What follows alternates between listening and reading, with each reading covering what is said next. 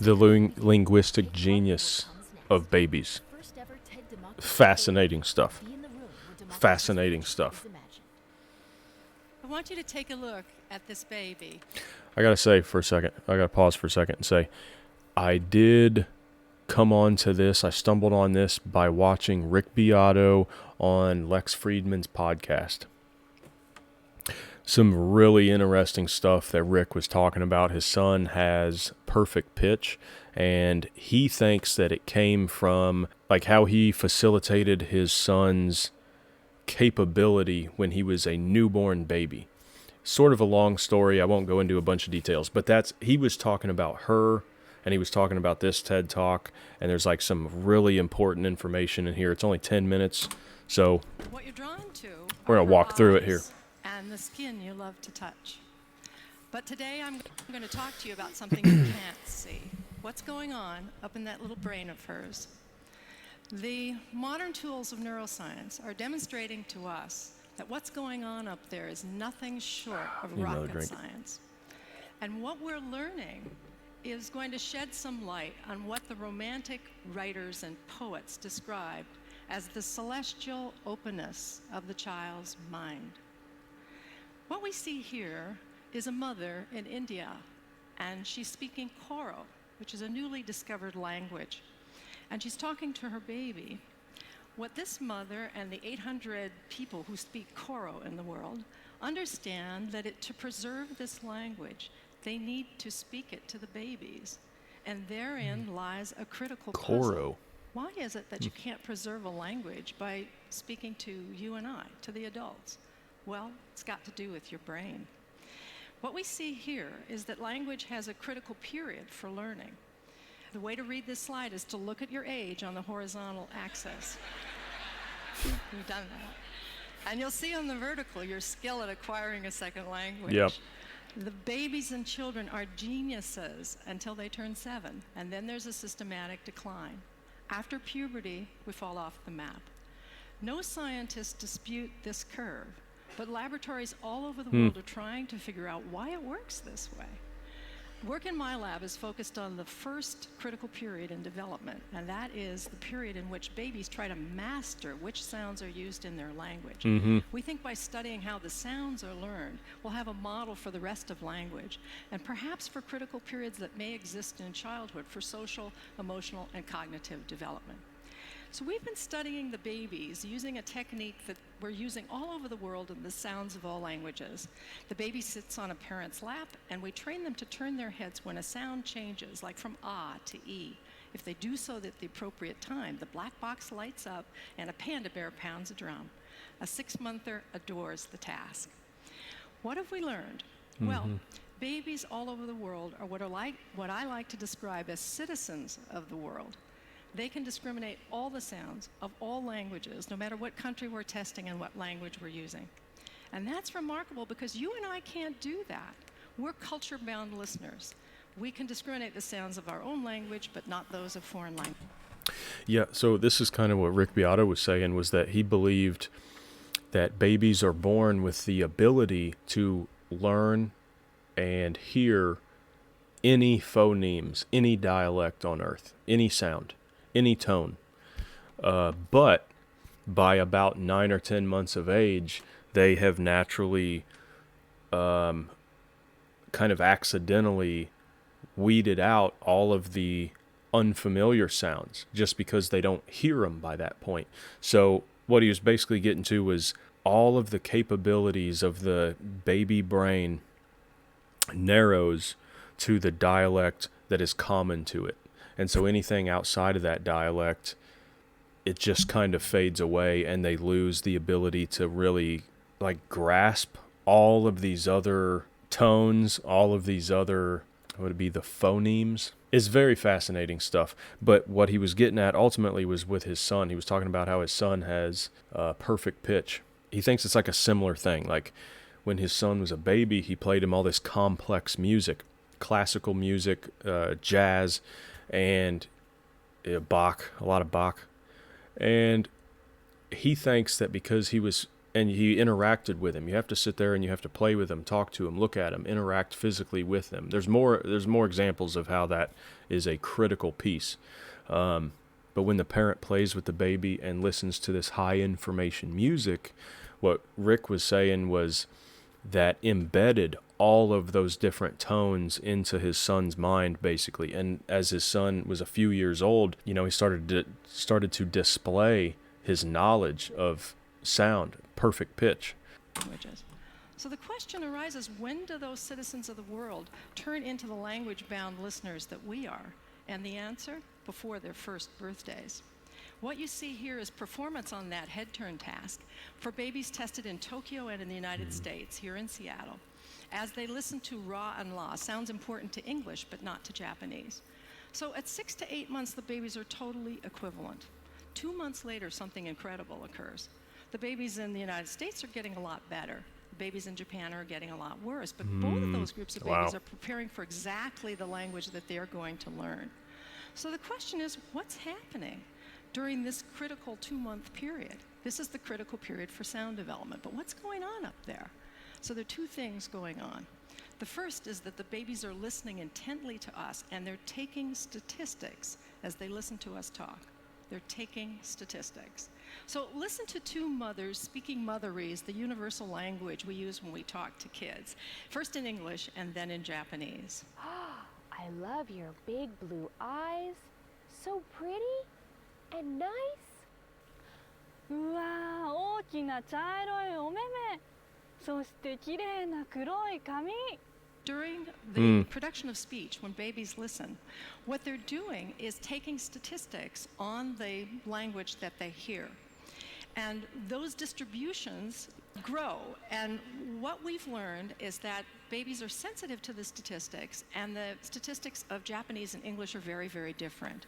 English has a lot of R's and L's, the distribution shows, and the distribution of Japanese is totally different, where we see a group of intermediate sounds, which is known as the Japanese R. So babies absorb the statistics of the language, and it changes their brains. It changes them from the citizens of the world to the culture-bound listeners that we are. But we as adults are no longer absorbing those statistics. We're governed by the representations in memory that were formed early in development. So what we're seeing here is changing our models of what the critical period is about. We're arguing from a mathematical standpoint that the learning of language material may slow down when our distribution's stabilized. It's raising lots of questions about bilingual people. Bilinguals must keep two sets of statistics in mind at once and flip between them, one after the other, depending on who they're speaking to. So we asked ourselves, can the babies take statistics on a brand new language? And we tested this by exposing American babies who'd never heard a second language to Mandarin for the first time during the critical period. We knew that when monolinguals were tested in Taipei and Seattle on the Mandarin sounds, they showed the same pattern. 6 to 8 months, they're totally equivalent. 2 months later, something incredible happens. But the Taiwanese babies are getting better, not the American babies. What we did was expose American babies during this period to Mandarin. It was like having Mandarin relatives come and visit for a month and move into your house and talk to the babies for 12 sessions. Here's what it looked like in the laboratory. 发生了什么事情哦？小小熊七七在这里，一个绿色的圈圈，绿色的圈圈。 绿色的圈圈，再转一下，转一圈，嘿，一圈，再一次哦，转一二三。 So what have we done to their little brains? We had to run a control group to make sure that just coming into the laboratory didn't improve your Mandarin skills. So a group of babies came in and listened to English, and we can see from the graph that exposure to English didn't improve their Mandarin. But look what happened to the babies exposed to Mandarin for 12 sessions. They were as good as the babies in Taiwan who'd been listening for 10 and a half months. What it demonstrated is that babies take statistics on a new language. Whatever you put in front of them, they'll take statistics on. But we wondered what role the human being played in this learning exercise. So we ran another group of babies in which the kids get the same dosage, the same 12 sessions, but over a television set. And another group of babies who had just audio exposure and looked at a teddy bear on the screen. What did we do to their brains? What you see here is the audio result, no learning whatsoever, and the video result, no learning whatsoever. It takes a human being for babies to take their statistics. Yeah. The social brain is controlling when the babies are taking their statistics. We want to get inside the brain and see this thing happening as babies are in front of televisions as opposed to in front of human beings. Thankfully, we have a new machine, magnetoencephalography, that allows us to do this. It looks like a hairdryer from Mars, but it's completely safe, completely non-invasive, and silent. We're looking at millimeter accuracy with regard to spatial and millisecond accuracy. Using 306 squids, these are superconducting quantum interference devices, to pick up the magnetic fields that change as we do our thinking. Wow. We're the first in the world to record babies in an MEG machine while they are learning. So this is little Emma. She's a 6-monther, and she's listening to various languages in the earphones that are in her ears. You can see she can move around. We're tracking her head with little pellets in a cap, so she's free to move, completely unconstrained. It's a technical tour de force. What are we seeing? We're seeing the baby brain as the baby hears a word in her language. The auditory areas light up, and then subsequently areas surrounding it that we think are related to coherence, getting the brain coordinated with its different areas, and causality, one brain area causing another to activate. We are embarking on a grand and golden age of knowledge about the child's brain development. We're going to be able to see a child's brain as they experience an emotion, as they learn to speak and read, as they solve a math problem, as they have an idea. And we're going to be able to invent brain-based interventions for children who have difficulty learning.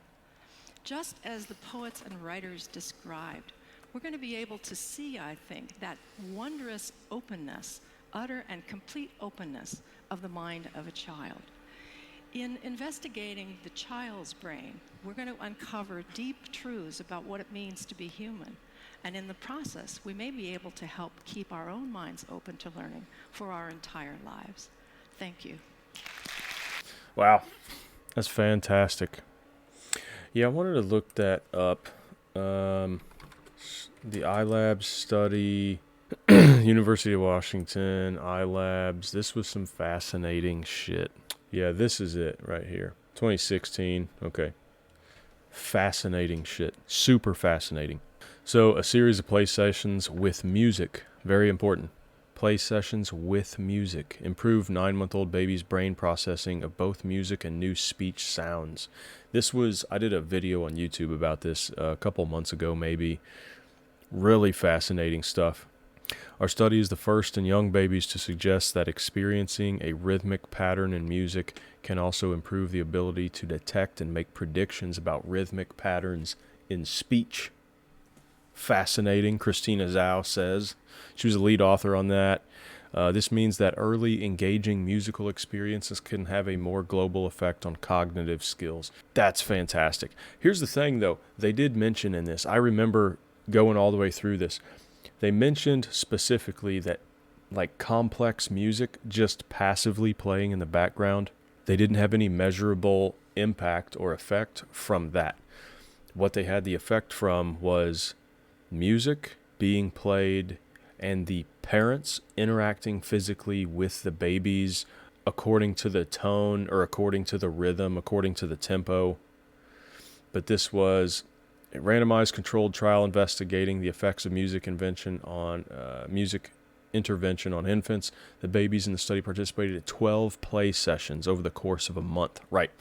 And then when they were done, they waited, I think, a week, and then they brought the babies back and they did the brain scan thing to watch what happened whenever they played speech sounds and interrupted them. It was something like that.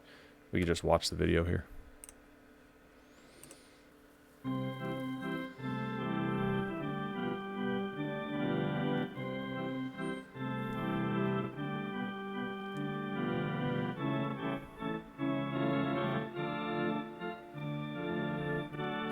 So